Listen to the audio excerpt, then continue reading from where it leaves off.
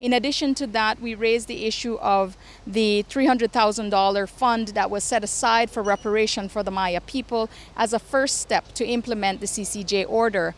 The Caribbean Court of Justice sought the consideration of the government again, saying to them, we need to understand what has happened, what is the commitment of the government. We realize that it will take a lot of money to implement. What is the government doing? Is it seeking international support? Has it reached out to the United Nations, who would be willing to help governments implement rulings that are favorable to indigenous people?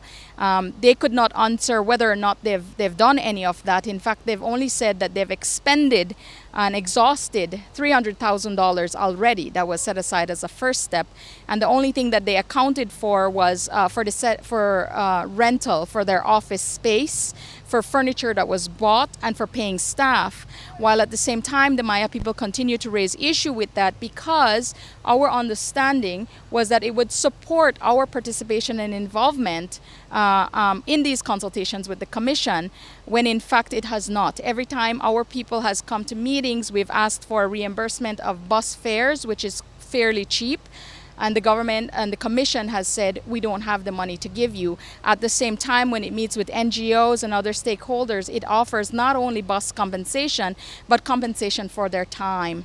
And so this is contrary to what you would consider good faith consultations.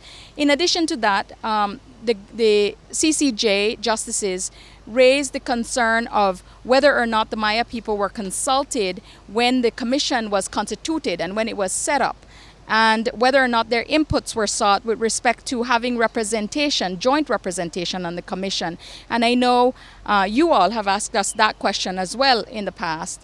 The CCJ asked the government to consider an undertaking to form a joint commission, one that would see the representation of indigenous peoples, one that would seek the input of the Maya people with respect to the composition of this commission. So we're very pleased. The Commission has set the next date for reporting for January 19th of 2017. It said explicitly that it would like to see clearly a work plan written out by the Commission.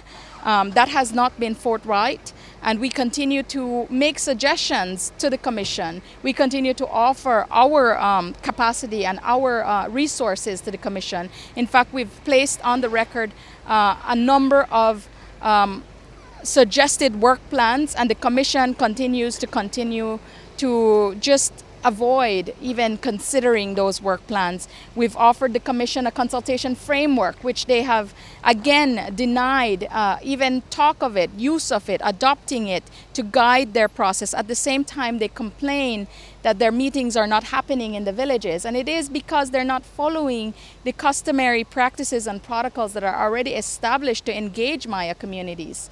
And so we wait to see what good they will make of the undertakings that they took today, and we will come back in 6 months and hear what they report, and expect that in 6 months we can see some practical measures taken to adequately implement the CCJ order.